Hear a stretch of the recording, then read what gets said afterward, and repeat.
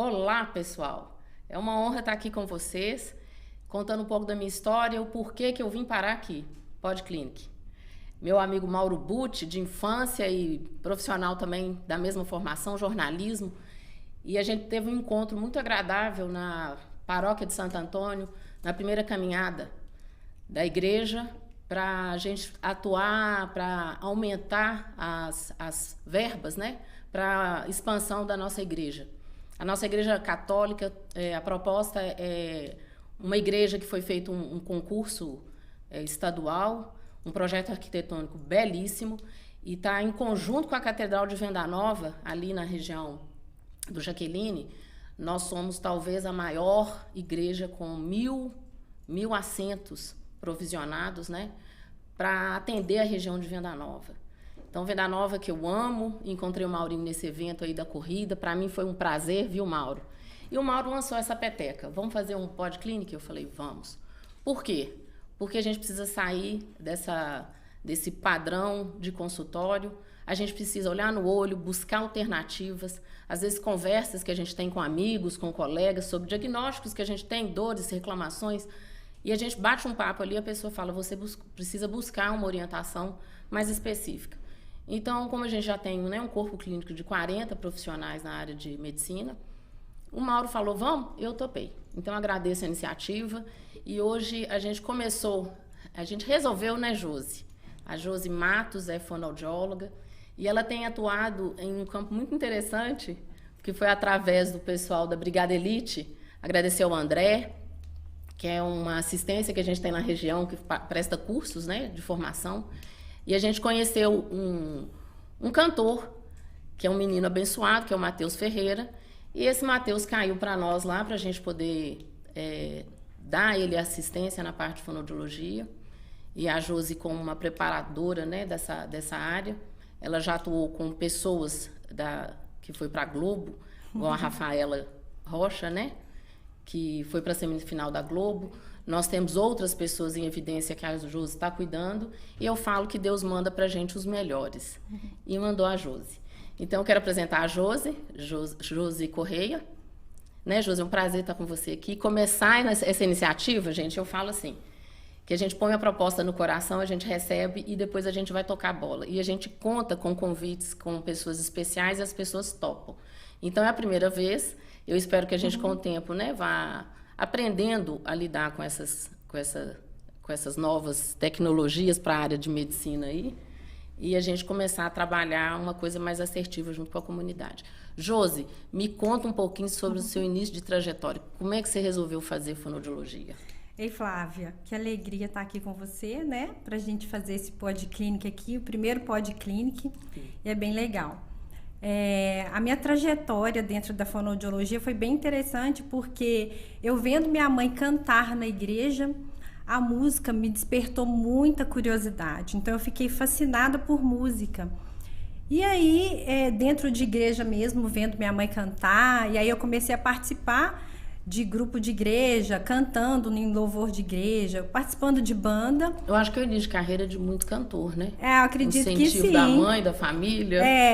E foi tão interessante porque inconscientemente minha mãe me estimulou a isso, né? Sim.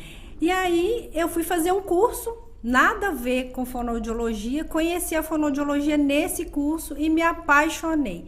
Então, quando eu vi lá as pregas vocais, né, pela primeira vez, eu falei assim, nossa, é isso que eu quero fazer. Que bacana. E aí já tem uma jornada dentro da fonoaudiologia, né? Eu digo assim, a minha filha também, ela tem um dom. Eu falo que o artista, ele nasce com dom, e ela nasceu com dom. Ela fala que ela não faz nada se ela não sente na alma.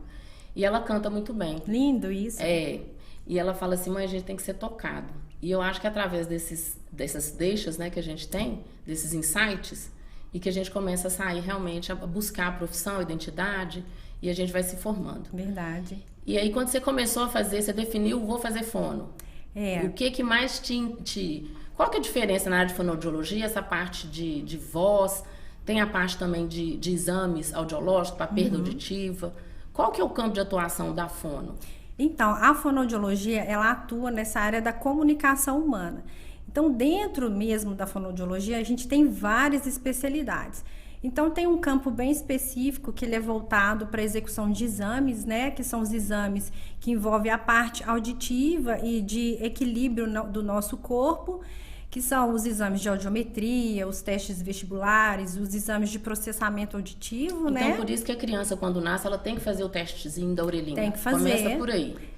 Esse teste, ele vai sinalizar se essa criança, ela tem uma possibilidade de perda auditiva ou não, né? Então, é um teste muito importante. E na área do idoso? Quando é que ele começa a perceber que ele tem que buscar? Quem que ele vai procurar para poder saber? Olha, eu não sei se eu não estou ouvindo, eu estou caindo muito. Quando é que ele tem que identificar? Quem que ele tem que buscar? No caso do idoso, ele pode, né, através de um geriatra, por exemplo, relatar essa queixa, né, que ele está, por exemplo, às vezes ele está com uma audição baixa, ele não está escutando direito.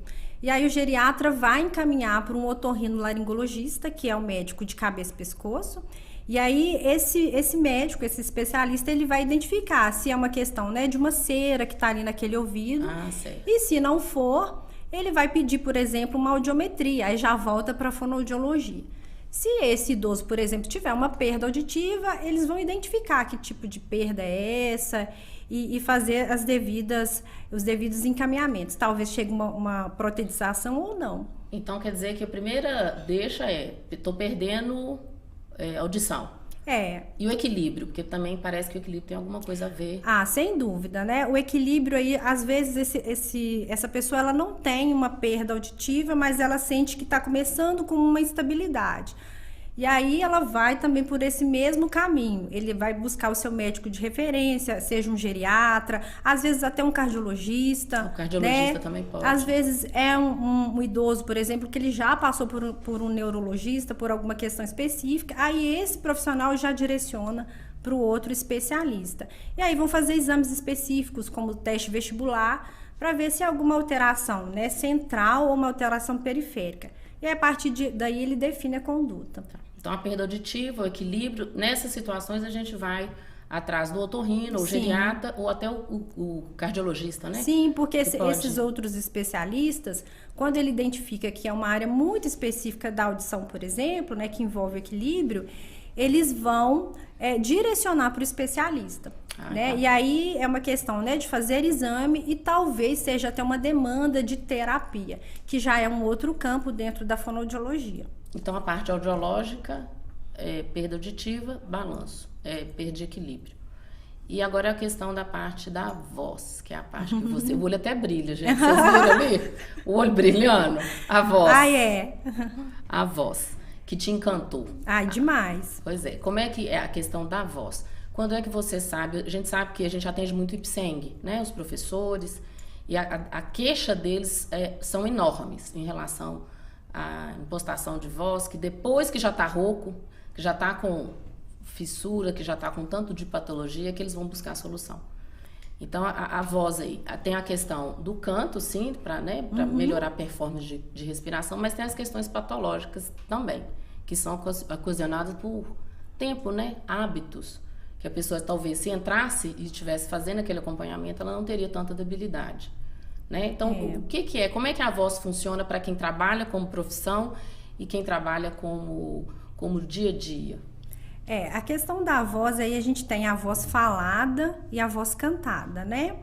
A voz falada é quando você percebe ali dentro do seu dia a dia que você está tendo alguma dificuldade, por exemplo, para produzir um som, né? Vamos pensar aí, tem as crianças, né? Que geralmente essas crianças na fase de desenvolvimento delas, às vezes chega uma certa idade que elas já tinham que ter adquirido um som, elas não adquiriram ainda.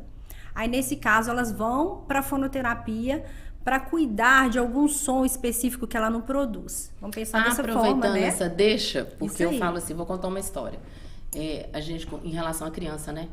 A gente falou do teste da orelhinha, para a questão da audição e a questão da alfabetização das crianças. Eu tenho uma sobrinha, depois eu quero trazer para vocês a questão do autismo. A gente vai fazer o próximo programa. Muito importante. Falando sobre isso. Eu observei que a minha sobrinha neta, ela já tem 3 anos, e a gente ia balbuciar com ela, falar, né? Blá, blá, blá, blá. Ela não olhava, não interagia e não falava. E ela nunca tinha passado pela fono. E depois a gente custou aceitar, né? A gente tem aquela questão da aceitação. E a gente custou aceitar. Mas aí depois a gente descobriu toda uma gama de processos dentro da fonoterapia, que é necessário, que os diagnósticos têm que ser bem feitos e bem elaborados. Então, o que eu chamo a atenção é isso, da gente ficar alerta às nossas crianças, né? Sim. Às vezes, fala que a criança é hiperativa, às vezes não. Às vezes ele não está enxergando, às vezes ele não está ouvindo. E o interessante foi que as primeiras deixas que você me deu, que eu falei, tô achando que ela tá estranha, que ela não interage com a gente. Passa no fono. Vê se ela não tá, se ela tá com problema de audição. Foi a primeira demanda que você criou. Vê se ela não está ouvindo. Às vezes ela não fala porque ela não ouve. Então é um processo investigativo mesmo. O próprio ser humano dá a deixa, né? Ele fala a queixa. E aí começa a investigação. Então, beleza, gente. Vamos ficar atento aí à questão das crianças, né? Se a gente está vendo uma não troca, né, verbal, uma não troca de olhar, de fixar, né?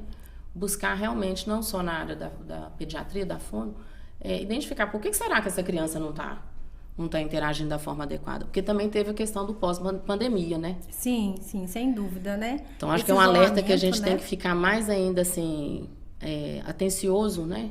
Para não deixar... Porque quanto mais cedo os diagnósticos, quanto mais cedo a intervenção, né? Melhor para o desenvolvimento, melhor para a criança, né? É verdade. E aí, dentro da fonoaudiologia, gente, é um campo tão grande, sabe, Flávia? Que aí a gente tem a questão da voz falada, né? Que a gente deu um exemplo aqui.